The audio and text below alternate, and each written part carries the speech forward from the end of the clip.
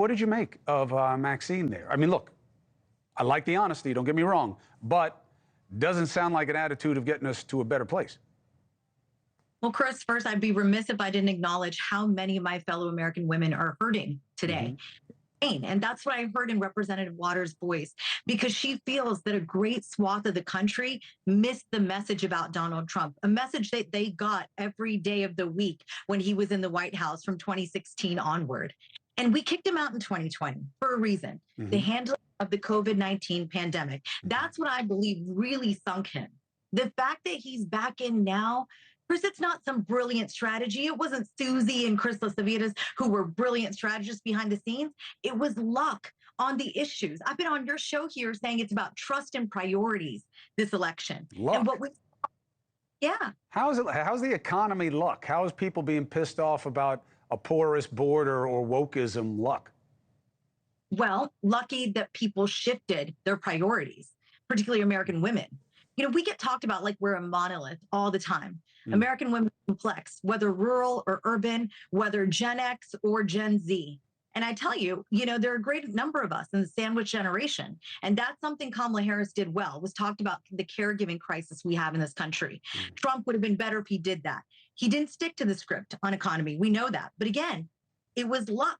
People shifted their priorities at some point. When they tuned in, they decided to shift their trust as well. Is it luck or is it reality, Rina, that women, and look, of course, I'm not a woman. Of course, this is an issue, in my opinion, as you've heard me argue many times, reproductive rights, I thought, was a dispositive issue in this election. I was wrong. But the idea that they're going to prioritize that, we rarely saw any polling that showed that reproductive rights, or how it's often reduced to as just abortion, was a priority for them. So how is it luck? Women care, but they cared about other things as much or more.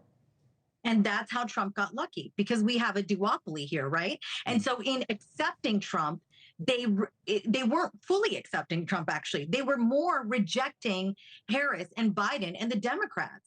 I mean, this is that referendum on the party in power that we talk about all the time. I mean, you can't see these kinds of numbers unless people are frustrated with the party that they believe is governing, that they will give them another 4 good years. They looked back at the last 4, and what they did was punished Harris, not because she didn't run a great campaign. She did an astonishingly, amazingly good job. I have to emphasize that in 3 months' time. I mean, we just don't see these kinds of things happen. So there was no flaw in her as a person, no flaw in the campaign. There were a couple missteps that I think were pretty significant.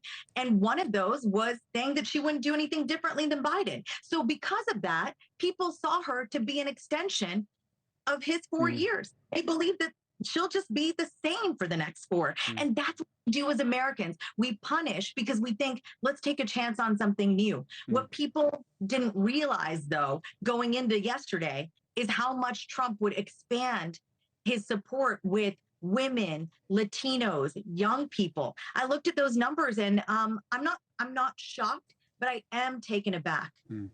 Rina Shah, I appreciate the perspective. You're always welcome here. We're going to have a lot of conversation going forward about what's working, what isn't, and why. I look forward to having you as part of it. We are. Thank you, Chris. 3 minutes, 45 seconds. We'll be right back. Hey, thanks for watching. Go to joinnn.com to find NewsNation on your screen. And don't forget, click the red subscribe button below to get more of NewsNation's fact-driven, unbiased coverage.